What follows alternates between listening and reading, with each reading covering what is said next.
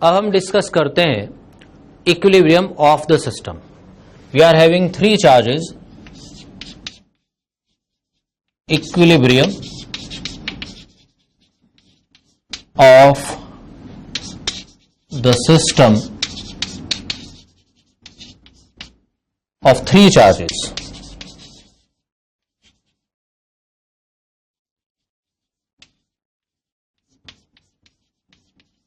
Placed on a straight line. एक straight line पे तीन चार्जेस रखे हुए हैं।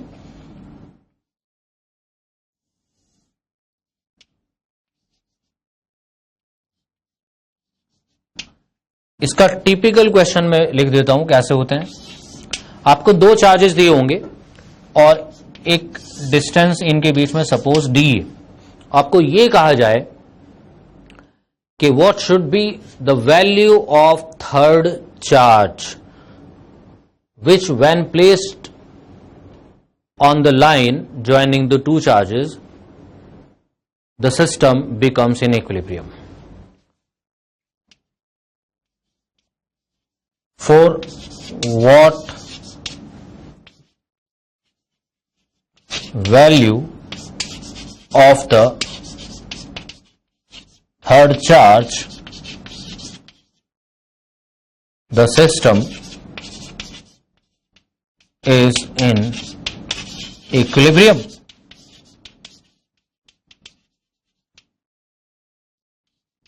तो पॉइंट ये है कि यहां पे ना तो थर्ड चार्ज की पोजीशन गिवन है ना वैल्यू। तो पहले आपको पोजीशन फाइंड करनी पड़ेगी, जैसा मैंने अभी थोड़ी देर पहले डिस्कस किया है। पहला पॉइंट, ये दो चार्जेस हैं, थर्ड चार्ज को हम कहां रखें जिससे कि वो थर्ड चार्ज इक्विलिब्रियम हो, क्योंकि सिस्टम इक्विलिब्रियम होने का मतलब थर्ड चार्ज भी इक्विलिब्रियम में होगा, ये क्यू भी इक्विलिब्रियम में होगा और ये 4Q भी इक्विलिब्रियम में ही होगा। तो first we find the position of the third charge and it is not difficult, ये हम सॉल्व कर चुके हैं। कैसे फाइंड करोगे? यस, ये दोनों चार्जेस लाइक हैं unlike, they are like charges, then third charge must be placed where? In between the charges and near the smaller. ये थर्ड चार्ज रखा हमने और इसका डिस्टेंस जैसे अभी थोड़ी देर पहले डिस्कस किया, if it is x it is 2x, distance double, तो यहां 2x का स्क्वायर करेंगे 4 कैंसिल हो जाएगा। ओके, तो थर्ड चार्ज की पोजीशन आ गई और ये 3x आ गया हमारा d। From this x is d by 3। यहां तक कोई प्रॉब्लम नहीं है, थर्ड चार्ज का इक्विलिब्रियम हो गया। अब हमें सिस्टम को इक्विलिब्रियम में करना है, तो ये वाला Q और ये 4Q ये दोनों भी इक्विलिब्रियम में होंगे। तो इनके इक्विलिब्रियम के लिए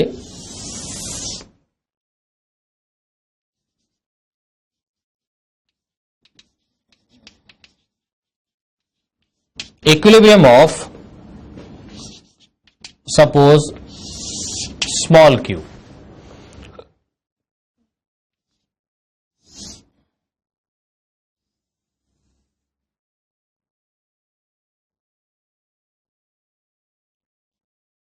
this is q, 4q, this is capital Q। अब अगर हम इस पे फोर्सेस की डायरेक्शन मार्क करें, इक्विलिब्रियम करना है हमें इसका, तो net force on it must be 0। इस चार्ज पे इस वाले चार्ज का फोर्स रिपल्सिव होगा, क्योंकि ये दोनों इन टर्म्स ऑफ Q हैं, they are definitely like charges. तो अगर मैं नेमिंग कर दूं इनकी, it is A, B, C, तो force on A due to C is surely repulsive and will be towards left. Force on A due to C। अब क्योंकि इसका इक्विलिब्रियम होना है, तो ये Q इस पे फोर्स कैसे लगाएगा, क्योंकि इस चार्ज का साइन हमें पता ही नहीं है, ये तो अननोन चार्ज है, it is not mention in the question. तो हमें यहां जो पॉइंट ध्यान रखना है वो यही है, इसका साइन, इस थर्ड चार्ज का sign. This is important for us. तो ये थर्ड चार्ज अगर इसके लाइक होता है, दैट मीन्स दोनों सिमिलर नेचर के होते हैं, तो ये भी इसे रिपेल करेगा और ये फोर्सेस कैंसल हो ही नहीं सकते। तो पहला कंक्लूजन तो यही आता है, Q and this capital Q must B unlike, unlike होने ही चाहिए। तो ये एज्यूम करते हुए कि अनलाइक है, अब मैं फोर्स की डायरेक्शन मार्क कर देता हूं। This capital Q will attract small q and this will be the force on A due to B. For equilibrium of Q, this force AC in magnitude must be equal to force AB in magnitude. They will be in opposite direction if this capital Q is of opposite sign than that of small q. तो ये force इनके बीच में क्या होगा, A और C के बीच में, it will B K, इनके चार्जेस Q और 4Q. You better mark a mod, क्योंकि यहां साइन में डाउट है, साइंस पता नहीं है इनके चार्जेस के. The distance between them is D. Then FAB KQ into capital Q mod divided by the distance between them, which we have found here, it is D by 3, this distance. तो हम ये put कर देते हैं यहां D by 3 square. ये Q cancel, K cancel, तो हमें ये मिला 4 मॉड Q. ये D स्क्वायर भी कैंसल हो जाएगा, ऐसे इक्वल टू ये ऊपर जाएगा 9 मॉड कैपिटल Q. अब अगर मैं मॉड हटाता हूं तो यहां आ जाएगा plus minus 4/9 small q. But as we have discussed here that these two charges are opposite in sign, that means their nature is different. Therefore this q must be equal to minus 4/9 q. It is of opposite nature. तो इस तरह से हम ये charge की value find कर सकते हैं, डिस्टेंस भी पता कर सकते हैं. एक्चुअली हमें बोला गया है सिस्टम का इक्विलिब्रियम, और हमने कंसीडर किया भी दो चार्जेस का equilibrium. This third charge is also left, लेकिन इसकी कोई नीड नहीं है, क्योंकि अगर ये दो चार्जेस का इक्विलिब्रियम हो गया, डेफिनेटली थर्ड का भी हो जाएगा. It will also be in equilibrium. You can try it your self. If we find the equilibrium condition for this charge, then it will be same as this. तो तीनों charges equilibrium में हो जाएंगे. आप दो का कंसीडर कर लो, that is sufficient. तो इस तरह के क्वेश्चंस होते हैं जब तीन चार्जेस एक लाइन पे रखें और सिस्टम इक्विलिब्रियम में करना है. तो उसका तरीका यही है, पहले वो थर्ड चार्ज की पोजीशन पता कर लो, फिर इन दोनों में से एक का इक्विलिब्रियम लगा दो. उसमें आपको मेन जो कंसर्न है, जो ध्यान रखना है, that is the sign of this third charge with respect to these two charges. अगर ये अनलाइक होते, मैं अनलाइक का भी एक एग्जांपल ले लेता हूं.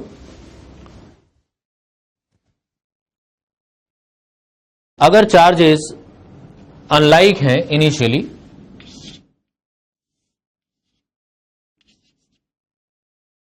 सपोज ये है 4Q minus Q, and the question is same कि थर्ड चार्ज को कितना लें और कहां उसको रखें जिससे कि सिस्टम इक्विलिब्रियम में हो. तो मैं क्वेश्चन लिख नहीं रहा हूं. तो ऑब्वियसली थर्ड चार्ज कहां होगा, near the smaller but outside the charges. यहां पे वो थर्ड चार्ज है. इसका साइन हमें क्लियर नहीं है, अभी देखेंगे बाद में.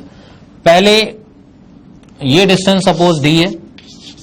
If this distance is x, k q by x square, तो ये डिस्टेंस कितना होना चाहिए, 2x, क्योंकि चार्ज 4 टाइम्स है. तो इसका इक्विलिब्रियम हो जाएगा. तो यहां से 2x minus x equal to d. तो यहां से x की वैल्यू आ गई d. ऐसे तो हमें डिस्टेंसेस मिल गए. अब किसी भी एक चार्ज का इक्विलिब्रियम और कर दो दोनों में से. अब की बार मैंने ये ले लिया, देयर इज नो प्रॉब्लम, कोई भी ले सकते हैं हम। अब अगर इसका इक्विलिब्रियम हमें करना है, ये चार्ज इसको अट्रैक्ट करेगा नो डाउट, क्योंकि ये अनलाइक है। तो इस थर्ड चार्ज को इस पे फोर्स कैसे लगाना होगा जिससे कि सिस्टम इक्विलिब्रियम में हो जाए? डेफिनेटली इसका फोर्स होना चाहिए इसके ऑपोजिट, और ये तभी आएगा जब कैपिटल क्यू इस 4Q को रिपेल करे। Capital Q and 4Q must be like, तभी इक्विलिब्रियम बनेगा इसका। उसके बाद तो फिर वो फोर्सेस बैलेंस कराने, आप बैलेंस कराओ फोर्सेस। सपोज ये F1 है, ये F2 है, mod F1 mod F2। F1 इन दोनों के बीच में है, K into 4Q into minus Q, mod लगाओ बेटर है, divide by distance, it is d square, it should be equal to K into 4Q into capital Q divided by this distance, it is 2x, x is d, therefore it is 2d। Solve कर दो, 4Q cancel, K cancel हुआ, d square cancel हो जाएगा, it is Q and it is mod, this is also mod Q divided by 4। अब हम mod हटा सकते हैं, वही plus minus, and then we have to choose one of the science.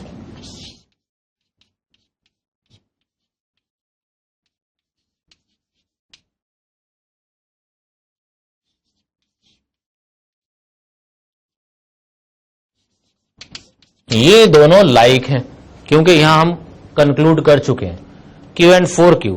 Obviously 4Q का sign वही होगा जो स्मॉल q का है। They are like, therefore capital Q is plus 4Q। So this is how we apply the condition of the equilibrium of the system. Now we discuss the charges which are not on a straight line.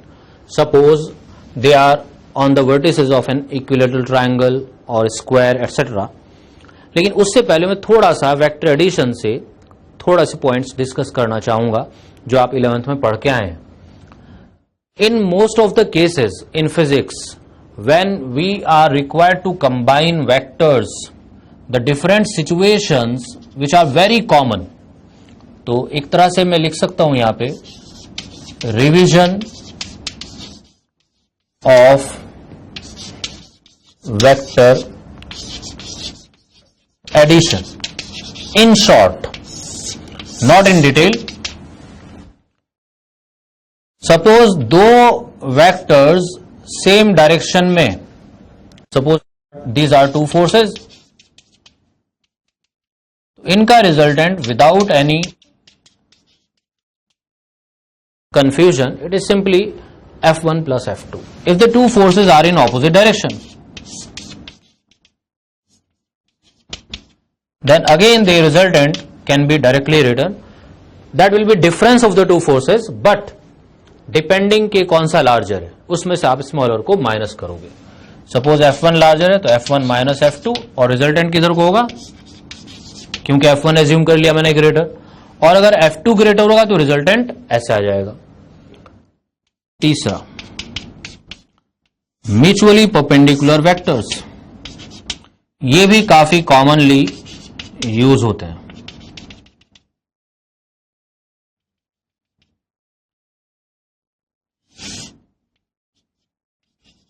ये resultant है, this R will be equal to root of F1 square plus F2 square, और कई बार हमें इस angle की जरूरत होती है, ये भी हम बता सकते हैं, tan alpha is this upon this, there is no problem.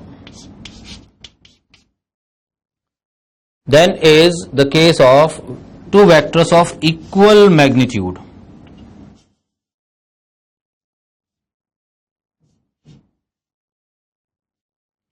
दो वेक्टर्स हैं, सपोज दो फोर्सेस हैं F इक्वल मैग्नीट्यूड के, acting at some angle theta,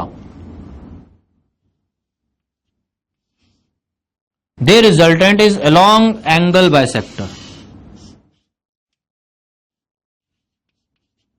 it will be theta by 2, और इसकी वैल्यू होगी 2f cos theta by 2. It is a very very commonly used result of vector addition.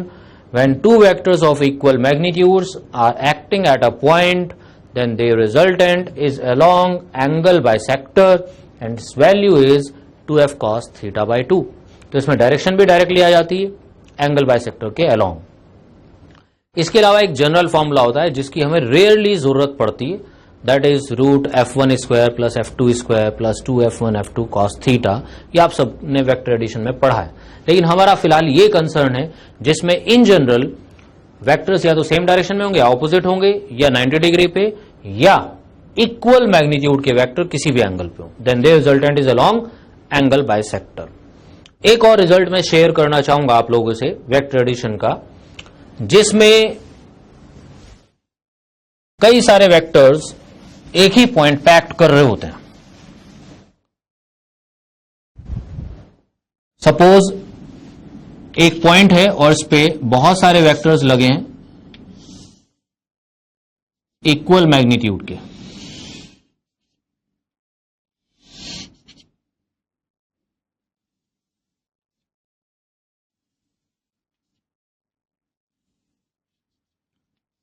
Suppose ये सभी angles equal हैं,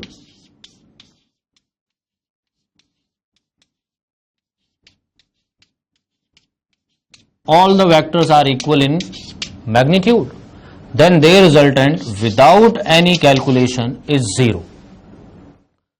If a large number of vectors acting at a point symmetrically, मतलब ये एक ही point पे लगे हैं और सब इक्वल एंगल्स पे लगे हों, they complete the 360 degree angle, then the resultant is 0. Obviously these forces are coplanar, एक ही प्लेन में है सारे फोर्सेज, इनका रिजल्टेंट 0 होता है. इस पे क्वेश्चन बना देते हैं कभी कभी कि इन फोर्सेज में से या वेक्टर्स में से एक मिसिंग है. सपोज एक फोर्स को मैं हटा दूं, now what is the resultant of the remaining vectors. इसको कैसे करते हैं, इसका एक तरीका है आसान सा. इमेजिन करो कि हम अगर ये मिसिंग वेक्टर को लगा देते हैं वापस, तो रिजल्टेंट कितना हो जाता है 0. इससे एक बात समझ में आती है कि जैसे ही हम इसे लगाते हैं रिजल्टेंट 0 हो रहा है, मींस कि ये बैलेंस कर रहा है इन सब के रिजल्टेंट को, तभी तो 0 हो रहा है. कि इसके लगाते ही, इस फोर्स के लगाते ही रिजल्टेंट 0 आ रहा है. इट मींस कि ये अकेला फोर्स इन बाकी फोर्सेस के रिजल्टेंट को बैलेंस कर रहा है. इट मींस कि इन सभी का रिजल्टेंट मिसिंग वेक्टर के इक्वल एंड ऑपोजिट होगा.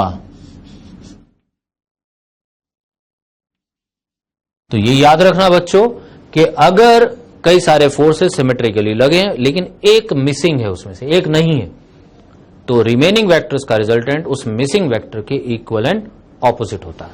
तो वेक्टर से कुछ पॉइंट्स थे जो यहां हमें जरूरत पड़ती है इलेक्ट्रोस्टैटिक्स में, और इन जनरल फिजिक्स में इनकी जरूरत पड़ती रहती है जगह जगह पे, तो आपको ये क्लियर होने चाहिए. नॉर्मली स्टूडेंट्स फोर्सेस की कैलकुलेशन तो बहुत आसानी से कर लेते हैं, लेकिन उनका कॉम्बिनेशन गलत करते हैं. तो ये सब कॉम्बिनेशन से रिलेटेड है. सेम डायरेक्शन में फोर्सेस हैं तो ऐड होंगे, ऑपोजिट हैं तो सब्ट्रैक्ट होंगे, 90 डिग्री पे हैं तो पाइथागोरस थ्योरम से, और अगर इक्वल वैल्यूज के हैं तो रिजल्टेंट एंगल बाइसेक्टर पे आएगा. एक जनरल होता है जो मैंने कहा था, उसकी नॉर्मली हमें जरूरत नहीं पड़ती, लेकिन वो तुम्हें याद है, root A square plus B square plus 2ab cos theta, वो बड़ा सा फॉर्मूला, उसकी रेयरली हमें जरूरत पड़ती है. अब हम एक्सटेंड करते हैं अपने कॉन्सेप्ट को, इनका एप्लीकेशन होगा उसमें. अब हम डिस्कस करेंगे charges not on a straight line. Example से ले लेते हैं. एक इक्विलैटरल ट्रायंगल के वर्टिसेस पे सपोज इक्वल चार्जेस हैं and we want to find the resultant force on any one of them. Resultant बताना है. सपोज ये ए बी सी, किसी भी एक पे रिजल्टेंट बताना है, सपोज सी पे.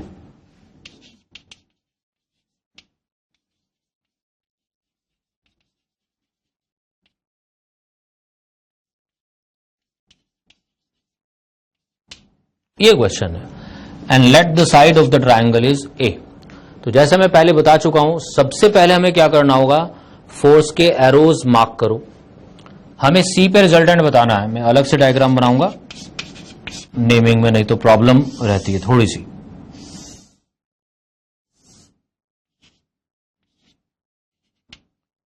ये सी है, ए इसे रिपेल करेगा, तो ए का फोर्स इस पे आएगा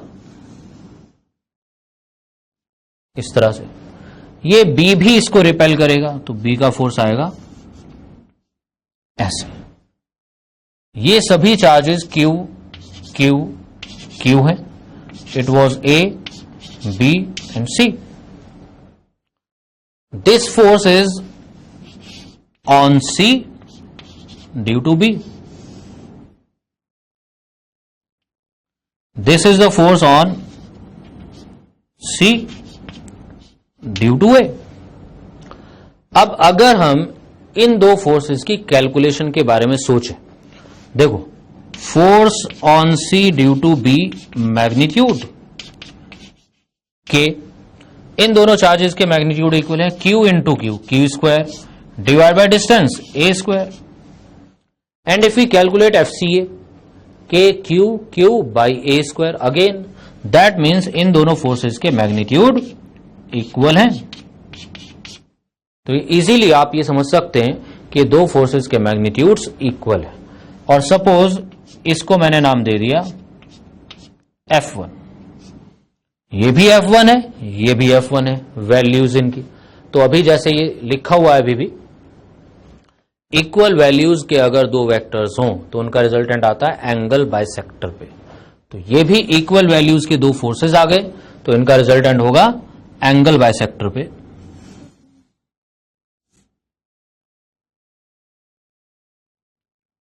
We can call it force on C, resultant force on C, and its value will be how much?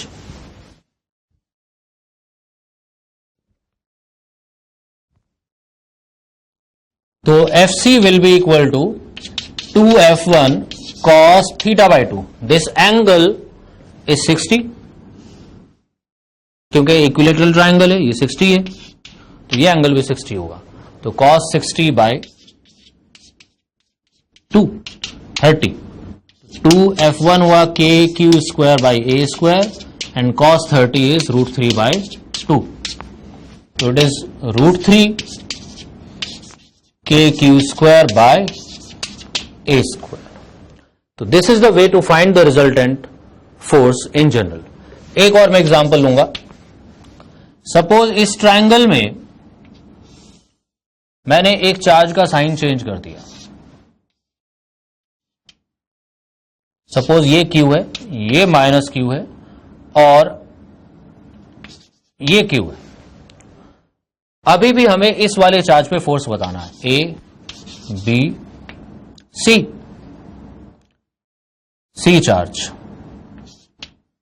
पे फोर्स बताना है। तो अगेन हम इस चार्ज को कंसीडर करें और इसके ऊपर जो फोर्सेस हैं वो मार्क कर लें।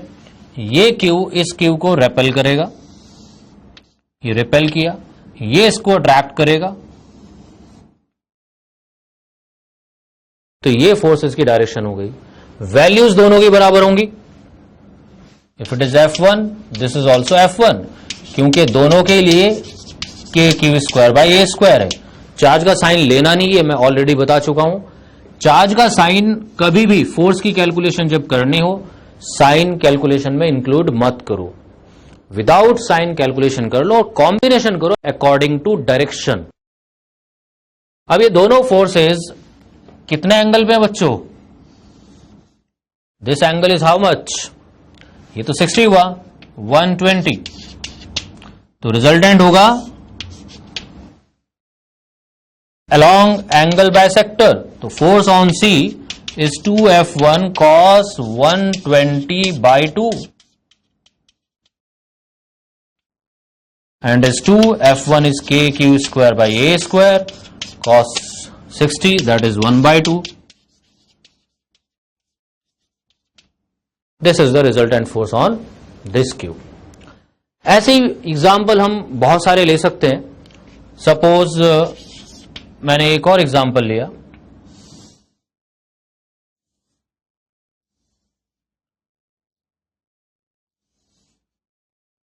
स्क्वायर।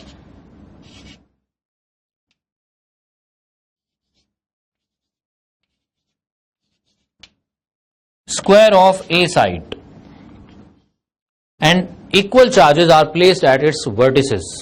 ये सब इक्वल है। हमें किसी एक चार्ज पे रिजल्टेंट फोर्स बताना है। सपोज इस पे रिजल्टेंट फोर्स, तो ये नेमिंग कर देता हूं मैं, A B C D. Find net force on A पे नेट फोर्स बताना है। तो अगेन जैसे मैंने कहा कि पहले फोर्सेस की डायरेक्शन मार्क करेंगे, तो ये चार्ज इस चार्ज को रिपेल करेगा, ये वाला चार्ज भी इसे रिपेल करेगा दिस वे।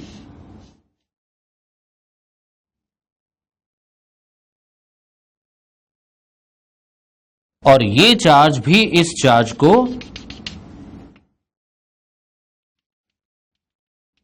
रिपेल करेगा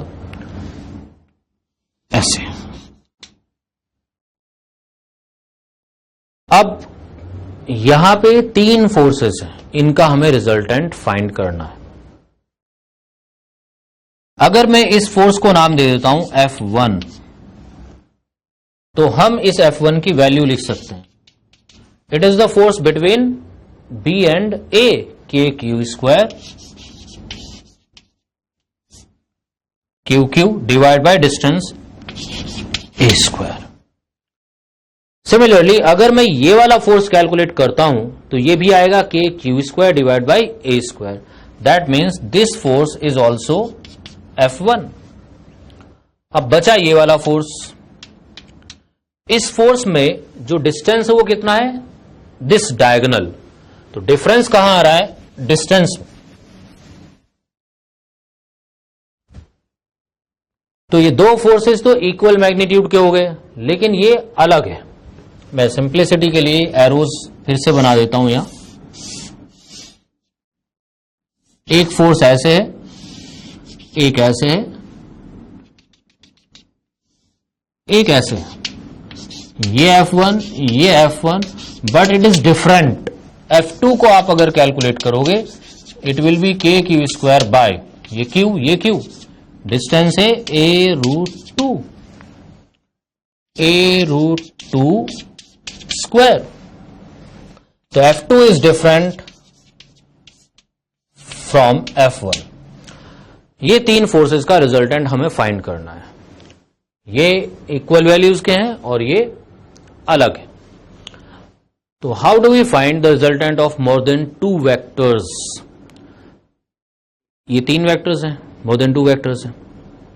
अगर दो से ज्यादा वेक्टर्स होते हैं तो उनका रिजल्टेंट फाइंड करने का तरीका होता है जनरल मेथड, कॉम्पोनेंट मेथड। तो तीन वेक्टर्स का अगर रिजल्टेंट निकालना होता है तो एक जनरल मेथड होता है कॉम्पोनेंट मेथड। लेकिन जैसा मैंने डिस्कस किया था अभी कुछ पॉइंट्स वेक्टर एडिशन से, जो फ्रीक्वेंटली फिजिक्स में यूज होते हैं, सिमेट्री का यूज हो जाता है कई जगहों पे। जैसे बाय चांस अगर देखो आप ये दोनों वेक्टर्स इक्वल हैं, तो इनका रिजल्टेंट कैसे होगा, इक्वल वैल्यूज के अगर वेक्टर्स हैं दो, एंगल बाइसेक्टर पे। तो इस F1 और F1 का रिजल्टेंट एंगल बाइसेक्टर पे है। And in this particular situation third vector is also along angle bisector. ये 45 डिग्री एंगल है, ये भी 45 है। तो जो तीसरा वेक्टर है वो भी एंगल बाइसेक्टर पे है। तो इसमें ये आसानी हो गई हमारे सामने कि ये दो फोर्सेस का रिजल्टेंट 2F1 cos 90/2 और तीसरा वेक्टर भी उसी के अलोंग है। तो रिजल्टेंट आसानी से हम लिख सकते हैं, दिस वाज A, तो we can say force on A is F2 plus 2F1 cos 90/2। समझ गए? दोबारा फिर देख लो, इस पे रिजल्टेंट फाइंड करना है।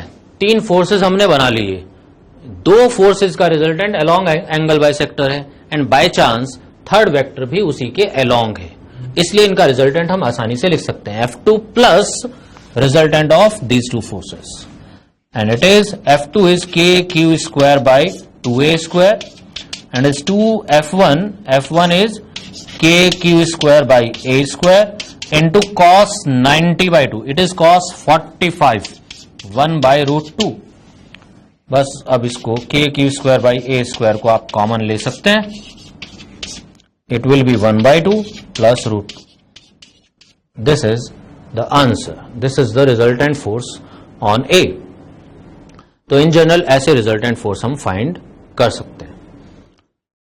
नेक्स्ट एग्जाम्पल,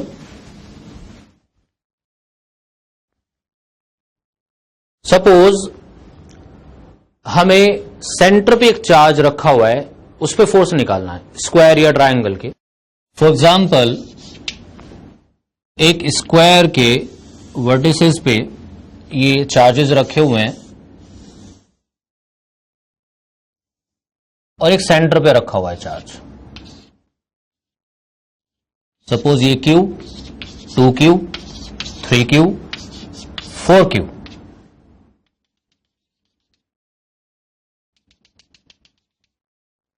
और एक चार्ज यहां रखा हुआ है, सपोज ये है Q, और हमें इस सेंटर वाले चार्ज पे नेट फोर्स बताना है। The side of the square is suppose A। ऐसे क्वेश्चंस में जहां कई सारे चार्जेस एक सिंगल चार्ज के मल्टीपल में दिखाई देते हैं, उसमें बेस्ट वे होता है कि आप सबसे छोटे वाले फोर्स को एक नाम दे दो। जैसे हमें फोर्स निकालना तो इस वाले चार्ज पे है, तो इसमें जो फोर्सेस के एरोस हैं पहले वो मार्क करो। ये चार्ज इसको रिपेल करेगा ऐसे, 2Q भी रिपेल करेगा, इसका फोर्स ग्रेटर होगा क्योंकि चार्ज बड़ा है। 3Q और ग्रेटर फोर्स लगाएगा और 4Q और ग्रेटर फोर्स।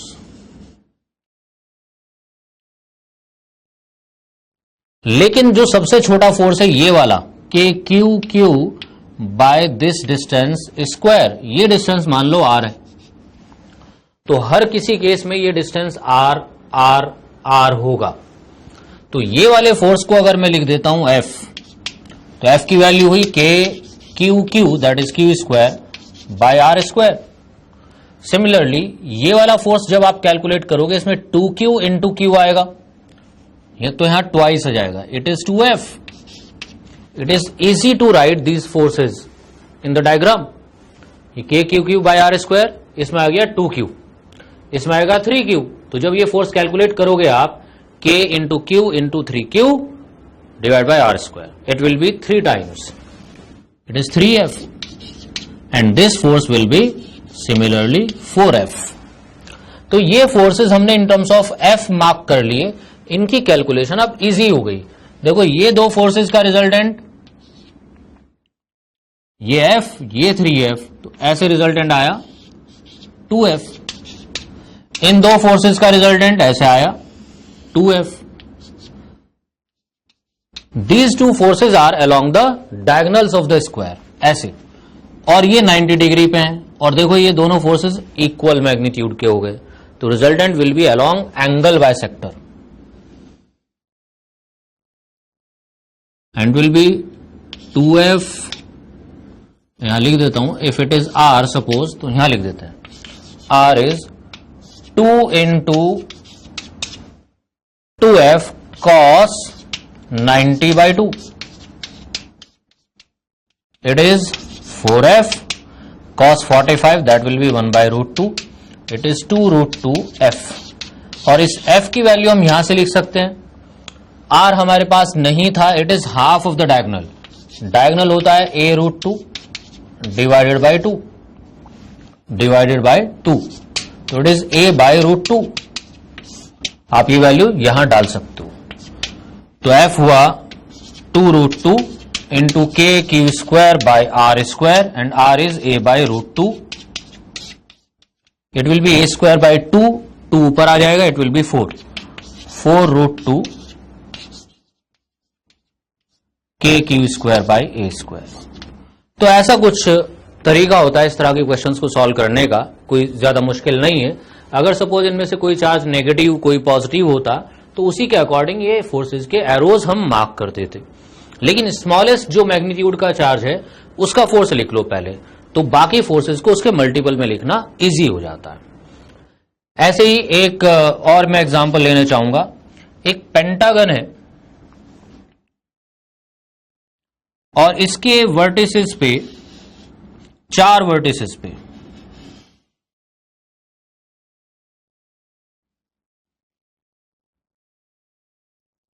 चार्जेस रखे हुए हैं, ओनली एट 4 वर्टिसेस।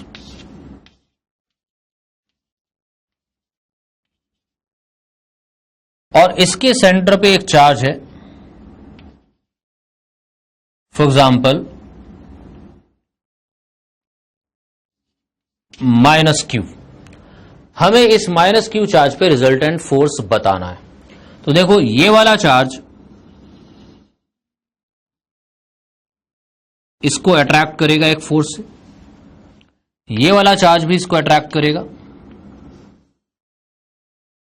ये चार्ज भी इसको अट्रैक्ट करेगा, ये चार्ज भी अट्रैक्ट करेगा। और अगर ये फोर्स F है तो ये सभी चारों फोर्सेस FF होंगे, क्योंकि ये डिस्टेंस सेंटर से कॉर्नर का, ये रेगुलर पेंटागन है तो सबका डिस्टेंस बराबर होगा। मान लो ये डिस्टेंस है R और एक फोर्स है F, तो ये सिचुएशन हुई हमारे पास 4 फोर्सेस हैं। इन चारों फोर्सेस में ये एंगल्स बराबर हैं। अब अगर 5th वर्टेक्स पे भी एक चार्ज रखा होता बिल्कुल ऐसा ही, तो उसका भी एक फोर्स बनता, but it is not there actually. लेकिन अगर यहां रख दिया जाए एक 5th चार्ज, तो ये फोर्स ऐसे आएगा और सिमेट्री कंप्लीट हो जाएगी। जो भी थोड़ी देर पहले बताया था कि अगर कई सारे फोर्सेस एक पॉइंट पे सिमेट्रिकली एक्ट कर रहे हैं तो उनका रिजल्टेंट 0 होता है। लेकिन अगर उनमें से एक मिसिंग हो, जैसा कि यहां है, ये 5th वर्टेक्स पे चार्ज ही नहीं है। अब अगर यहां पे हम चार्ज रखें 5th वर्टेक्स पे, तो उसका भी एक फोर्स आएगा और सिमेट्री कंप्लीट हो जाएगी, रिजल्टेंट विल बी 0। हमारे से तो पूछा गया इन 4 का रिजल्टेंट क्या होगा। इन चारों का रिजल्टेंट होगा मिसिंग फोर्स के इक्वल एंड ऑपोजिट, इसके equal and opposite. This will be the resultant. इसकी वैल्यू उतनी है जितना ये फोर्स बनता, और ये फोर्स आप बता सकते हो, it is KQQ divided by R²। This is the resultant of these 4 forces. क्योंकि जैसे ही आप 5th चार्ज को यहां रखोगे, उसका एक फोर्स आएगा इधर को और वो इसे बैलेंस कर लेगा। Net force will be 0 in that case. Now last example, I would like to take one more example, and that is from equilibrium. दो आइडेंटिकल चार्ज पार्टिकल्स हैं या बॉल्स हैं और उनको सिल्क थ्रेड से एक कॉमन पॉइंट से suspend कर दिया।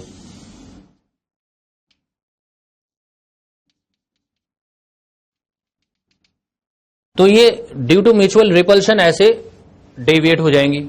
सपोज इनके थ्रेड्स वर्टिकल से थीटा एंगल बना रहे हैं, क्योंकि आइडेंटिकल है तो दोनों तरफ एक जैसी सिचुएशन होगी। इनके बीच में एक फोर्स लगा F,